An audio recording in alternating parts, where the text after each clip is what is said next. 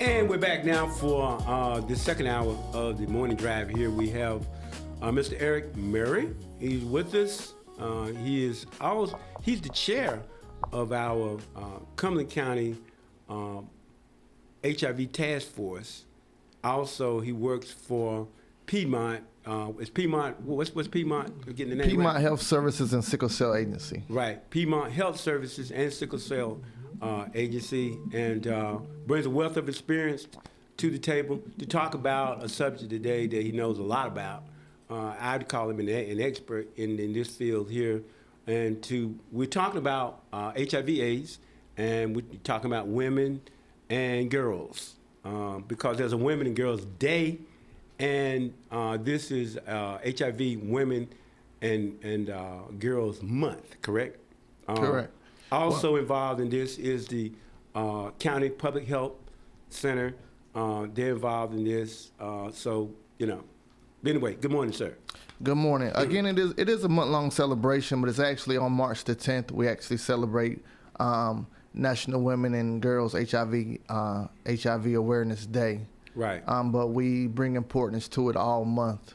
Right. Just to kind of highlight that women are often left out of the equation when HIV is discussed. Right. So Tuesday was the day. Also, continue producing with us is the Reverend Dr. Paul Matthews. So he's over, and we are thankful for him. Let's move forward a little bit then. Let's talk about this. You don't hear as much about HIV/AIDS as we once did when it was, it was in front of everybody's windshield back in the day. Rock Hudson, it was all kind of things. Right. And so we do have a caller on, a prospective caller, and good morning. Good morning. This is Ms. Caraway. All right. So Ms. Caraway is in. She's also a member of the HIV Task Force. And Ms. Caraway, I was just talking about. So now, Ms. Caraway has a distinction in Cumberland County. She was the first person hired to work specifically with HIV in Cumberland County. And that was, you were hired in when? What year was that, Ms. Caraway? 1980, 1980, what now? 1987. Right, 1987. So, she progressed through the ranks and later became the director of public education in the health department. But she's retired now, but still a part of our task force.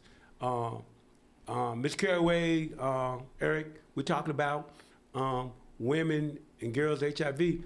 Let's talk about that. Globally, we know that it is a bigger issue. I would imagine it's still a big issue in Africa, correct?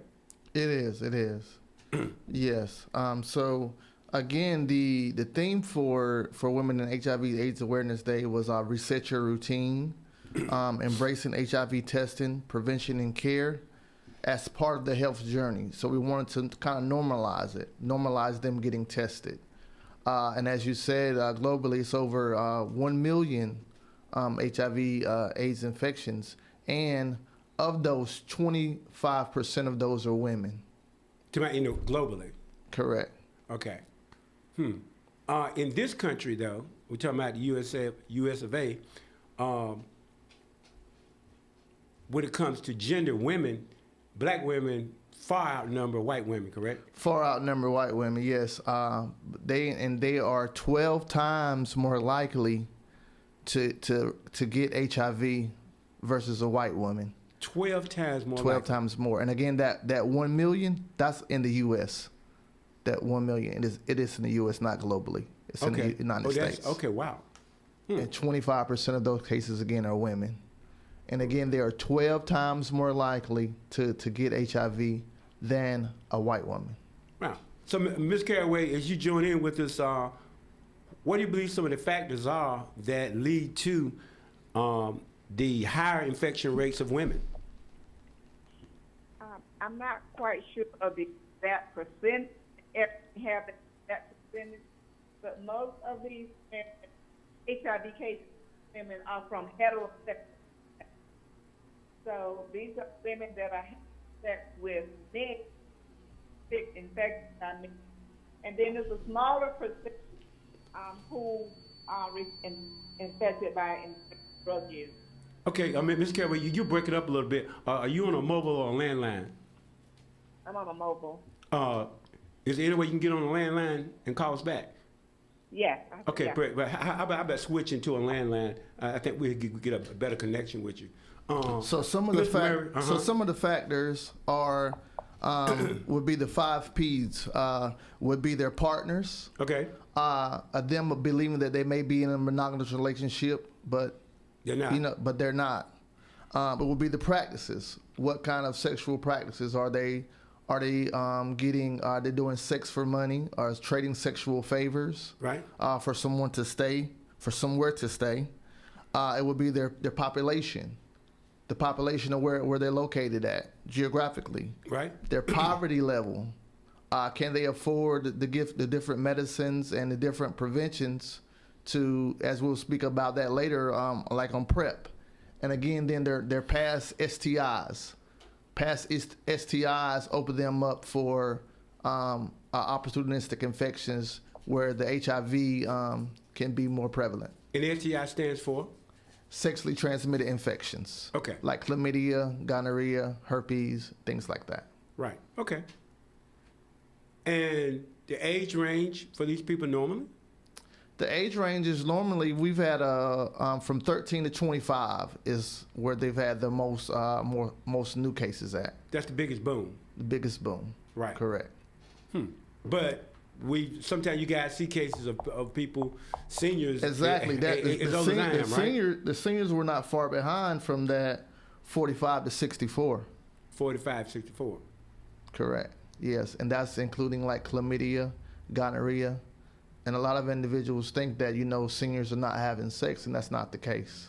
Right. Well, some of the guys got some things to help them out nowadays. Yeah. With the different medicines and, Viagra and the different things, and then the STD rates went up, right? Yes, am I right about that? They can rise, they can be ready to go and perform within about 15 to 20 minutes. Right. Within the hour. Right. Yeah. That's interesting. Wow. And is that Ms. Carraway back? Okay. Ms. Carraway. Yes. Okay, Ms. Carraway, are you there now? Yes, I am. Okay, yeah. Thank you. That sounds a little better. We were just talking about the rise, and I know he's no longer living now, but I remember I'm trying to think of the doctor that ran that center out of New York that was a friend of former Representative Mary McAllister. I can't think of his name now. But anyway, though, he talked about that, because he represented the U.S. at the World Health Organization. He was the doctor that represented them, this African American. His connection to Fayetteville was that when he was in the military, he married a lady from Fayetteville. Matter of fact, she lived right down across from Fayetteville State. And when she deceased, and he was a widower at that time, but still, he talked about the rise in the drugs that caused older men to become more sexually active was a direct impact on older women getting STIs and HIV. Correct. Ms. Carraway? Yes, I agree with that. And one of the things that I noticed when I was actually working directly with women, women who were HIV clients and other women in education and talking sessions, older women tend not to know how to, or didn't feel comfortable, I should say, talking about using precautions during sex, and the precautions that are recommended, they felt like those were not for them, but for younger girls or fast girls and things like that. So attitudes has a lot to do with it also. Attitudes. Yes. Okay. All right. So what kind of things, so now the 10th was Tuesday, correct? Correct. Well, did anything happen, particularly on Tuesday this week? We doing anything special with observance of that particular group of people, women and girls with HIV? We actually had an education session, and we had a lunch and learn with the ViiV Healthcare in Greensboro, and it was around PrEP. And PrEP stands for pre-exposure prophylaxis. And what it is a pill that actually helps you to not get HIV. So we had that in Greensboro on yesterday, and we had a great turnout, and it was very informative. Right. And again, it helps you. It's the pill that you take if you have a partner that is HIV positive, or if you're in practices like you're commercial sex workers, or you have more than one sexual partner. You can take that pill, or they have what's called long-acting injectables. You can get the shot, and it lasts for up to 6 months, and that will prevent you from getting HIV. Now, it won't prevent you from getting other STIs like chlamydia and gonorrhea, but it does help with HIV. Okay. Well, some people gonna be saying, okay, well, look, that sounds like a deal. Let me grab that. How much that cost, Mr. Murray? It is expensive. They do have assistance with that the PrEP medication, and they do have where you can apply for it, and it is covered through like an insurance like Medicaid and Medicare. Can you give me a dollar figure though? Let's put it out there so folks listening can understand how much money we talking. It could be upwards of $3,000 to $4,000, so it's not something that is cheap. $3,000 to $4,000 a month, correct? Correct. So it's Now, I not want to something that is emphasize cheap. that, right? $3,000 to $4,000 a month. But again, they have programs that can assist with that. But a lot of the barriers that we've had is that the PrEP companies, you have to get in there to get the prescription before they can assist you with it. So you have to have the prescription in hand. But we've been having a problem getting the participants in to actually get seen by the doctor to get on PrEP. So that has been a barrier. If they're not paying for the $3,000 to $4,000 a month, who's paying for it? We are. Taxpayers. We're correct. Okay. And let's be honest, I'm talking to Ms. Caraway and Mr. Murray. Politically, some people have a problem with that. Correct. Yes. Absolutely. Anything that's behavior driven, in other words, you as the person have the decision by the choices that you make, and you decide that you're going to do an at-risk behavior and not think about cost or what it's costing taxpayers. That can cause some people saying, well, they're not taking responsibility and taxpayers are paying for this. What they call self-harm, and they're self-harming themselves when they put themselves at risk at the expense of taxpayers. So that has been an argument. But, of course, there's also a cost when you are sick with a disease that also can, taxpayers are paying for as well. So I guess the debate is, do we prevent or do we pay at the other end of the spectrum when they're sick? Because somebody's still going to pay. Sure. So let's say a person develops, they get HIV, and it turns into full-blown AIDS, and they're at a local hospital. To care for that person could become very expensive, correct? Exactly. I mean, like, expensive beyond what people can imagine. Yeah. Into the hundreds of thousands, yes. That's what I'm saying, right. Yes. Hundreds of thousands, and we ain't talking about annually, we're talking about, it might be those kind of costs per month, correct? Exactly. That's what I'm saying. For the care and upkeep and the medications and stuff. Right. So now this PrEP, some of these drugs advertised on TV. Yeah. So PrEP, I think I've seen a PrEP commercial on TV, correct? Yes, like Truvada and different things like that, correct? Right. Typically, though, when they are advertising these drugs, they have what appear to be male same-sex relationships, correct? Exactly. Yes. And the reason is why? That we were trying to actually change that demographic because they do have PrEP for women as well. Right. Because when it first came out, they were just for males. They were just for males, and of course, women were taking it. Women were taking PrEP, the Truvada, and different medications. but it was just solely for men who had sex with men. Right. So it's targeting men who have sex with men because That is one of the highest incidence rates. Right. That's where HIV is more prevalent, and that is one of the causes of the women getting HIV as well. They may not be aware that their partner is engaging in sex with another male. Right. What we call on the down low. Right. And then coming back to that community and perceiving to be, a heterosexual male. Right.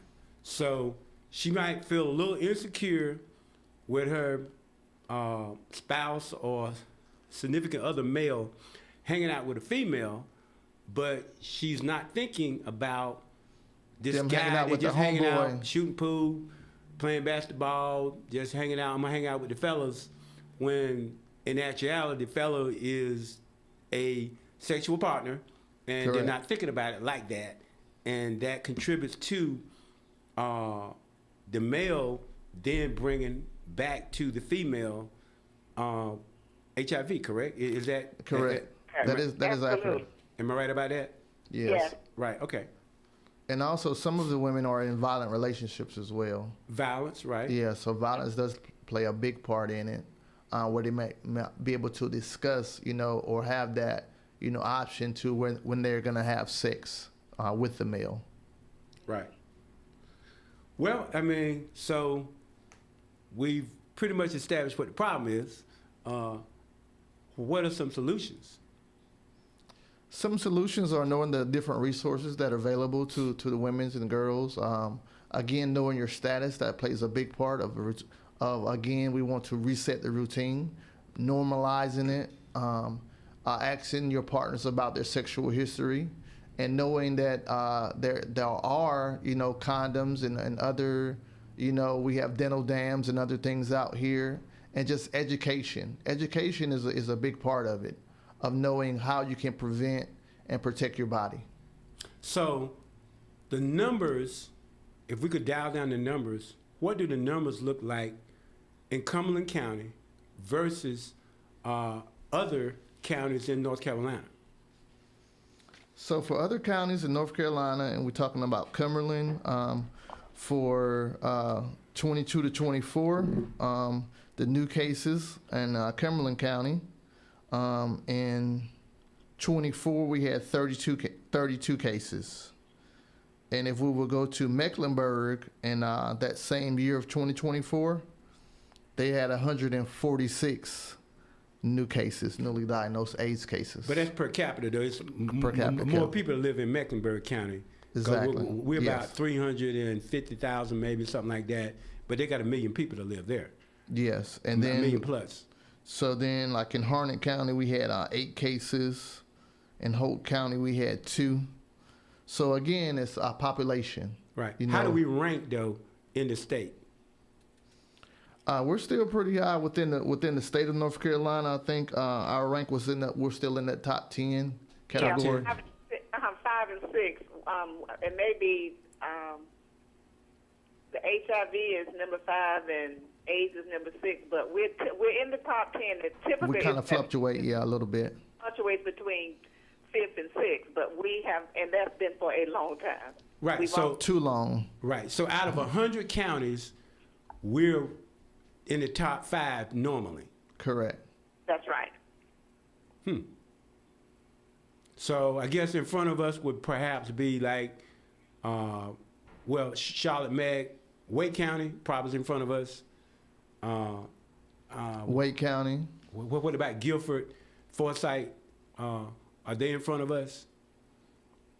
Forsyth, and then Durham. Durham, okay. Durham, Forsyth, Wake, and Mecklenburg, and then and- we're right there in the mix. Mecklenburg. Okay, all right. So we're talking about, Forsyth is Winston-Salem, correct? Correct. And, Yes. And Durham, okay. Wake, yeah, okay. Well, but still, it's like Greensboro behind us, though. Yeah. And then we have that neighbor, Robeson County, Right. which is, not too far, Yeah. I know that was really, the numbers were really high and CDC came down. I mean, did they kind of flip that, or is it still troublesome over there. It's still troublesome. Still troublesome. Still troublesome. Yes. Wow. Well, look, we're going to go take a break and come back, and we'll chat a little bit more about solutions and exactly what you guys are doing. You're going out, engaging communities and talking to people. I would imagine that anything that has something to do with sex is still kind of difficult to talk about, isn't it? It is. It is, yeah. Right. It makes you wonder why. I mean, what? It's just, you know, nobody wants to talk about it. They want to do it, but they don't want to talk about it. So look, we have Eric Murray and Barbara Caraway. She's online, and both members of the Cumberland County HIV Task Force, talking about women and girls HIV/AIDS. There was a day, which was Tuesday, and they're being observed this whole month. We're going to go to a break, and we'll be right back.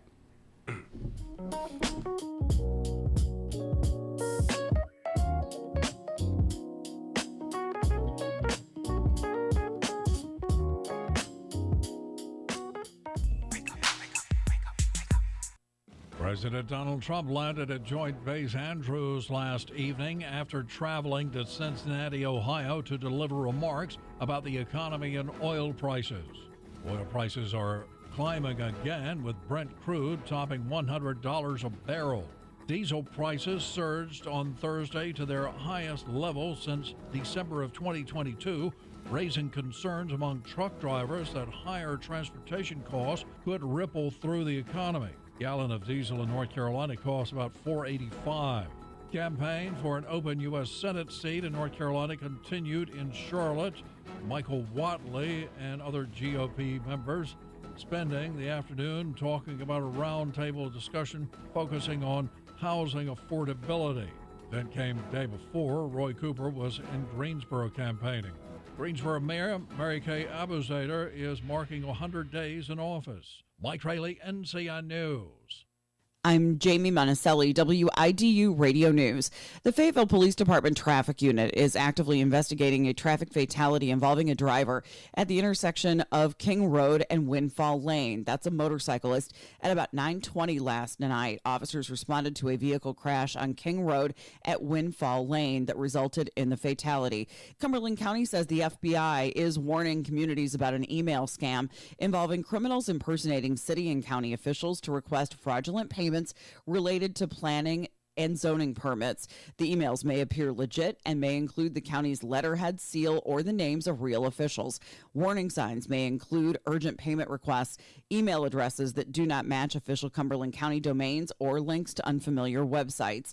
If you get a request for payment related to planning and zoning activities, verify it by calling 910-678-7600 before taking action. From WIDU Radio, I'm Jamie Monticelli. With a cold front working through the state today, we'll see a good chance for showers and storms. Some of those could be strong, packing damaging wind gusts. Temperatures will cool throughout the day today as well, with breezy conditions. It'll be a cold start to our Friday with a cool afternoon. Cloudy to start the day with temperatures in the mid to upper 60s. Showers and storms likely, especially in the middle of the day. Then we'll drop to the mid-30s by Friday morning. Highs at around 60 on Friday. I'm meteorologist Grant Skinner in the NCN Weather Center. If you pay your city or town for electricity, you live in a public power community. Public power communities provide electricity to families and businesses from a locally owned and operated system. Public power systems are not-for-profit and provide electricity at affordable rates with unbeaten reliability. Your local public power provider invests in your community, providing local jobs and supporting your local economy. Electricities of North Carolina is the energy behind public power. Learn more at electricities.com. Practicing a championship way can happen 100% of every day, on the court and when traveling highways. A law of sportsmanship includes taking the high road when going away and returning home. Buckle up your seatbelt in the front and back seats. Every seat, every time. Every time you click it, it counts as a winning ticket. Demonstrate your championship drive through your safety practice. A buckle seat is a winning bucket. This message was brought to you by the Governor's Highway Safety Program and the North Carolina High School Athletic Association. Wake up, you've got the power. Wake up. Wake up, everybody, no more sleeping in bed. No more backward thinking, time for thinking ahead. Apostle William T. Ford Sr. You're listening to Wake Up. This is Pastor Neil of the New Covenant Christian Faith Church Ministries, 5427 Murchison Road, and I am proud to be a member of Wake Up.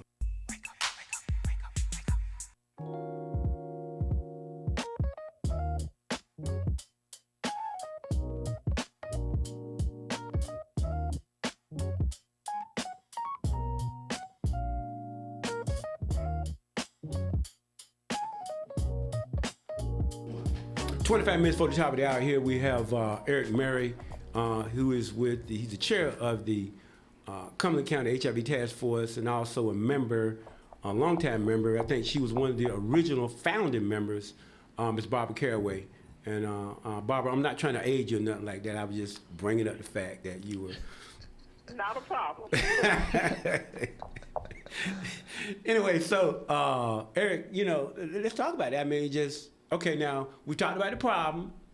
So now how we gonna fix the problem? Because look, things have gotten better, correct? Correct, they have. When Ms. Caraway, when you first started working with this, people found out their diagnosis and they were normally dead within 6 months, correct? Am I correct about that? Yes, normally within 6 months. Right. Yes. They found out they were positive and in 6 months they were gone. Now, with all of the drug advancements and everything else, HIV is being literally treated like a chronic disease. Is that a fair statement? That is correct. Yes, absolutely. Right. So people, I guess because it's not a death threat, so to speak, people don't look at it through the same lens? Yeah, they don't take it as serious. They say, well, if I do get it, if I do contract it, I'll just, take my medicines and, I'll be okay. And we've actually had some cases where we have a client that was HIV positive and their partner was not, and they refused to get on the PrEP or use protection. So it's kind of like they were, asking. So they were trying to get it, correct. Wow. So do you talk to young people now? I mean, what are young people's thoughts? I'm talking about did they become sexually active in your estimation about what age? Not everybody, but the ones that are becoming sexually active. I would say between 13 and 14. 13 and 14. Yes. So that would put them in the 8th or 9th grade. Yes, and they've taken 8th grade. And they've taken the sexual ed out of the schools now, where we used to be able to go in and speak to them, and do the testing. They still do a little education, but it's not much. And yes, they I think they still feel like they're invincible, though. It's not like that's someone else's problem, that it can't happen to them.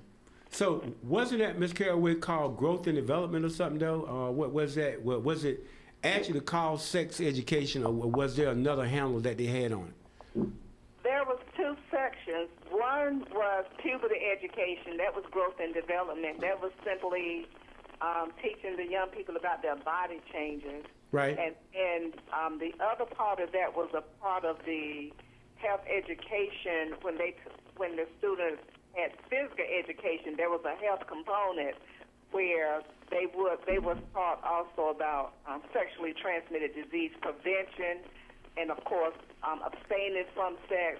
So all of that, those things were in a curriculum back then where it was a part of the physical education class, the health part of that.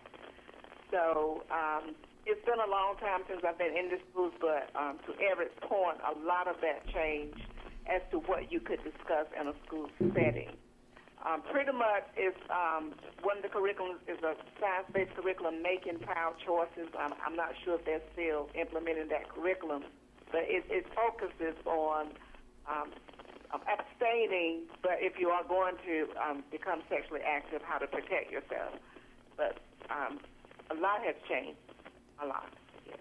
Right. So, but still, there are faith organizations and community groups that still call on you, I'm sure, to engage, to talk about things. Yes, to do education, Right. and let their congregations and different things know that what's out here and what to look for and where the resources are available for them to get tested. And again, it's a free service for us to come out and educate or to test. We do house calls as well.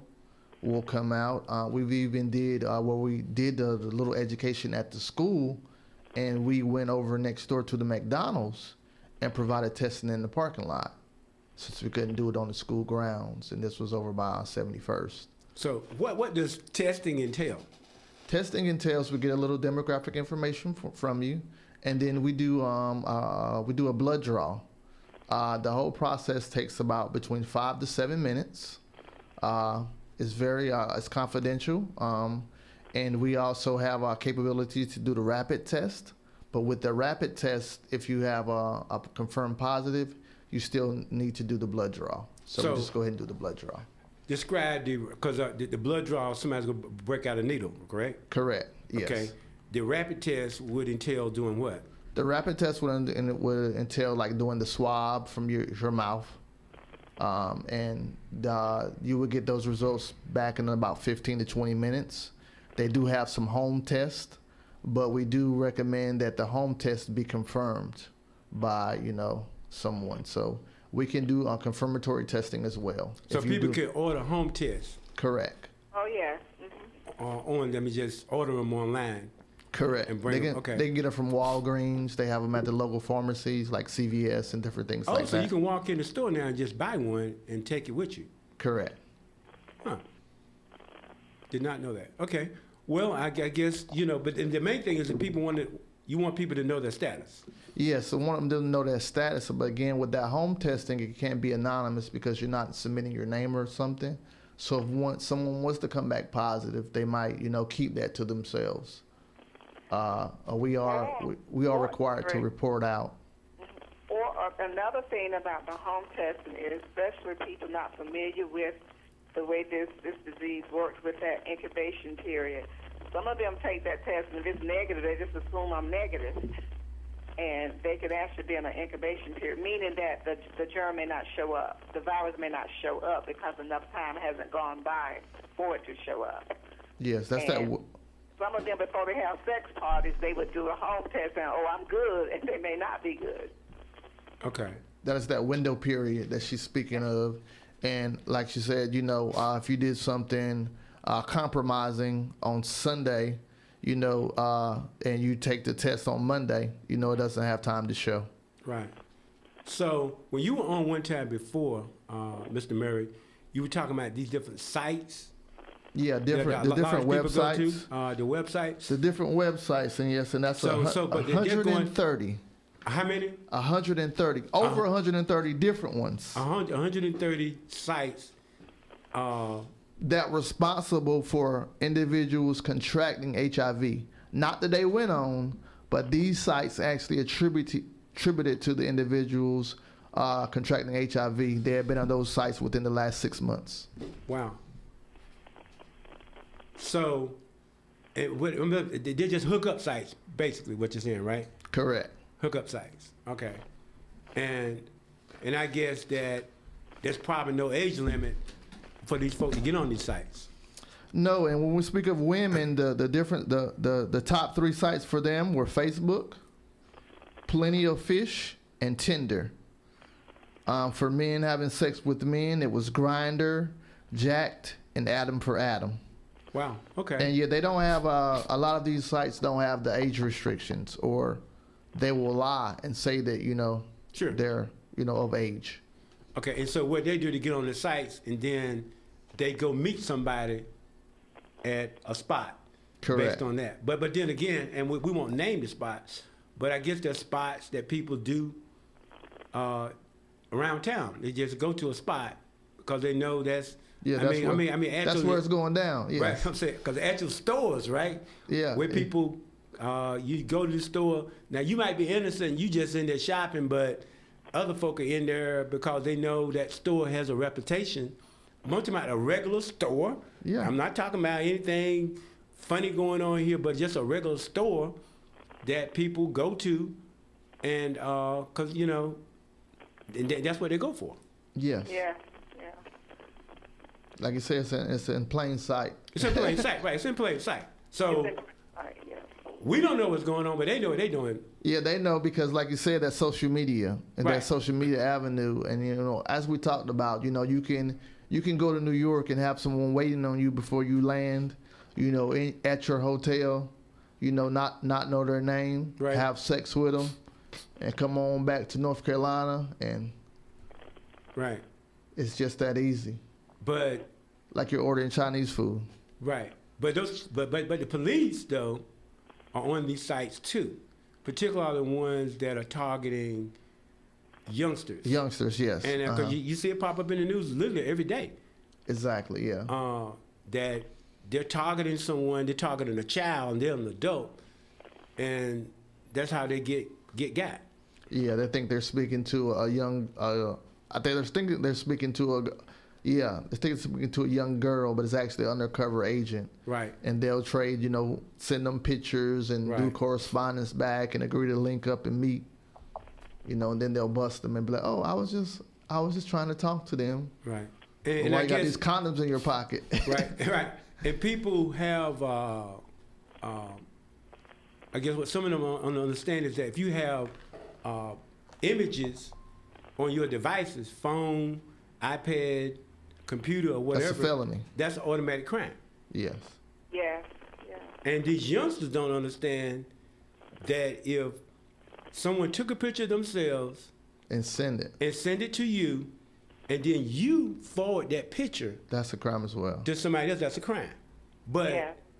the kids don't understand that, and they can get in trouble in school. And I imagine, particularly, if you're under 16, over 16, I don't know that, but you over 16, you get in trouble with that, big time. Correct. And I guess that's the thing right there. The kids don't know. Yes. Again, that's the education part of it, letting them They're know. trying to increase education on that, yes. Because Right. it's a big thing with children, with young people. Right, because Adolescents, yes. they got them phones. And they say, "Oh, it was only a picture. It I was just sent them a right? picture." So you take a picture of a friend. It don't matter what their gender is or anything like that, and then they're nude or whatever, and then you forward that picture. Then you committed a crime. Exactly. And then they they have come a lot get of you for that. a lot of trends as well, like challenges, so to speak. Right. Huh. Well, that's ouch. That's some education needs to happen, because dealing with the schools, I think that's the thing right there. A lot of them don't understand, particularly in upper middle school and high school, that certain things are crimes and they don't know it. Yeah. Correct. But once you cross that line, it's problematic. Exactly. Right. And that's what we try to educate them at home, and in the schools as well. And again, we encourage them to if they need to a way or establish a dialogue of how to talk to their young ones, because if we don't educate them, they're going to get what we call street education. Right. And that's going to be the wrong education for them to say, "Oh, you can't get it through like this," and different things like that. Also, do you guys still work with the local universities? Yes, we do. We just had an event on Fayetteville State. We're reaching out to Fayetteville Tech. We do testing, education sessions, and different things like that. And with Methodist College as well. We just had our National Black HIV/AIDS Awareness Day on the campus of Methodist College. We're Methodist University now. But Methodist anyway, University, right. yes. So, wow. But I guess all these still young folk, though. It's still Yes. typically young. Typically young, yes, but we have some older students as well. Right. So we don't exclude them. Right. So, Ms. Caraway, so in your experience, and you had decades of experience in working with this, what do you believe the greatest inhibitor to education is? Do people just believe that it's not going to happen to me? What happens? I do believe what we used to call back in the day that "not me" attitude. They could tell you about anybody else being at risk for this disease, but not me. It was always not me, and the other one was not my child. So, they may be at risk, but not my child. She may be at risk, but not me. And my greatest challenge during that time was working with older women. At one point I would do this outreach in beauty shops, on Saturdays, especially in those beauty colleges, and it would be packed with women. And if you approach them about just giving them information about HIV, they wouldn't even take it. So I had to create a way where I could include all women health issues like breast cancer awareness, getting a mammogram, making sure you have your GYN checked. I had to integrate other things into talking about HIV before they would even listen, because in their minds, I'm not at risk for HIV. And don't be a married woman. They would literally give you a neck roll and an eye roll. Like, I'm married. And what was saddening for me is that, I had clients that were married with HIV. And, they're trying to determine, but how did I get this? And because they didn't know their husband was on the down low, and they're giving information like you probably got it from a toothbrush or a crazy stuff. So it really is attitudes. It really is, and it's just not me. It'll always be somebody else, but not me. Mr. Murray? Yes. Again, like you said, the education component of them knowing your status. As we said, resetting your routine, embracing it as part of your everyday health, getting tested. If we normalize it, like you go, well, I'm gonna get my checkup, I'm gonna get my pap smear, I'm gonna go to the dentist, gonna get my eyes checked, and all that, get my A1C and all that, and then I'm gonna take my HIV test. Knowing your status, because we still have those that are unaware of their status, and that's still how it's being passed. And to add to what Eric is saying, it is now recommended that you do when you have your annual, at least for women, to ask if they want an HIV test and also an STD screening. The provider literally will ask them that now. They can refuse, but they do. The recommendation is that you at least ask. Do you want your HIV test, like annual, when you have your annual wellness?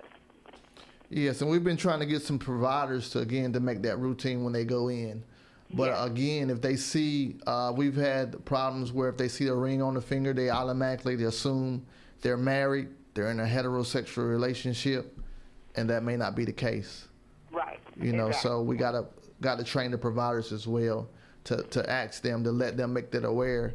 And again, you be your own advocate. When they tell you that we're going to do, you say, well, I want to get tested for everything. Yeah. In the state of North Carolina, unless they specifically say the words HIV testing to you, they can't test you for it. They have to let you know, because it's what's called opt-out. Yeah, you can say, well, I don't want to take HIV test. Right. So they'll say, well, I went and had my physical. They tested me for everything. No, they didn't test you for HIV if it was never talked about. Right. Well,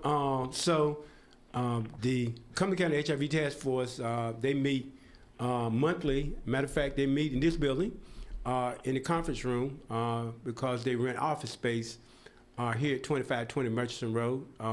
Let's talk about that, Ms. Caraway, Mr. Murray. Who's welcome to come to those meetings? Everyone is welcome to come. We welcome them in person, and we have online capabilities as well. If you want to, email us or give us a call, we'll share that link with you. Again, it's the first Tuesday at noon is for our general meeting. The exec board meets at 11:30, and it's here at WIDU radio station. Ms. Caraway? Yes, I agree with Eric. If you have an interest in educating, raising awareness about HIV/AIDS, we definitely would like to have you as a part of the organization. And because awareness is the key. And, it's just not, and that was one of the things for World AIDS Day. A lot of people were saying, but we didn't even hear it in the news. Or like this National Women and Girls HIV Awareness, you don't hear it talked about as much. But it's still infecting people. And so we still want people to realize that we need the help in raising awareness and getting that message out, that it is preventable, and that if you do get it, that there is health care in place that can help you. And the thing is, even with women and girls, the good news is that even though they are getting infected, the percentage is going down because the more we raise awareness and women get tested and get into care, that helps to stop the spread and that helps them to have a better quality life. So we are making progress. Yeah, great. Well, we're making strides. Do you think we'll ever eliminate it altogether?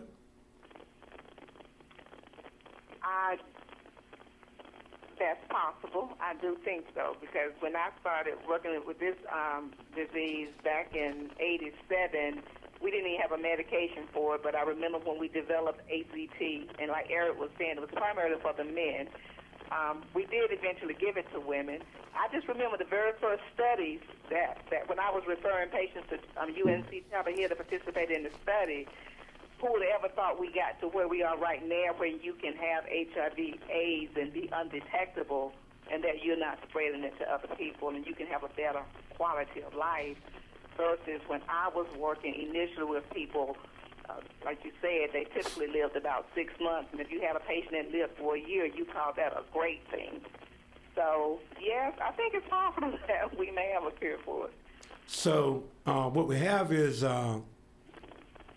the law changed a couple years ago, whereas if you are undetectable and you meet somebody, say you make a brand new partner, that person that is undetectable, they do not by law have to tell this new person that they have an undetectable amount of HIV in their body, correct? Correct. That is you. That is you equals you.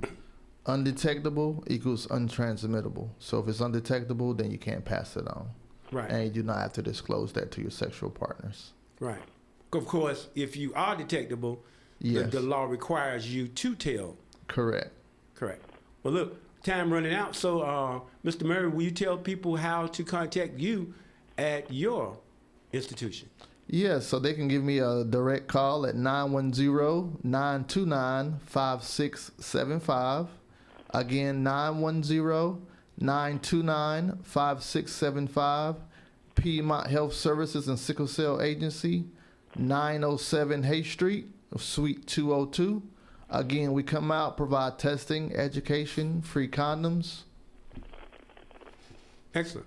Well, look, I appreciate you guys. Time winding down. Are there any more planned events for the month of March that you are aware of?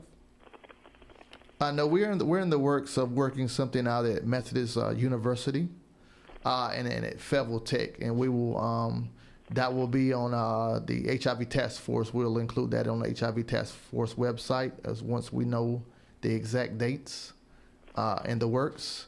And again, please join us on the HIV Task Force. Get your feet wet. You don't have to be knowledgeable. Just come on in, and we need all hands on deck. That's it. Well, look, want to appreciate both of y'all. Thank you all so much for joining in with us on this conversation on today. Very pertinent and valuable information. And we look forward to working with you as we continue in the past. And we're going to close out this conversation. Thank you all so much. Should be raining in the next couple of hours.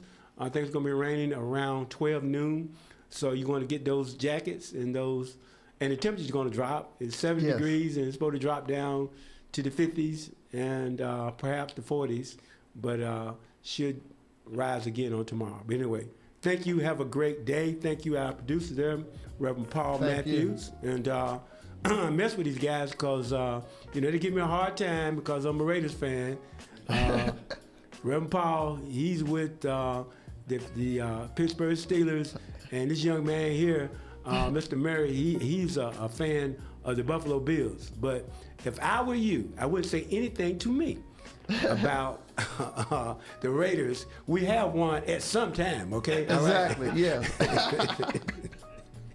Get out of here. See you guys later, man. Take care.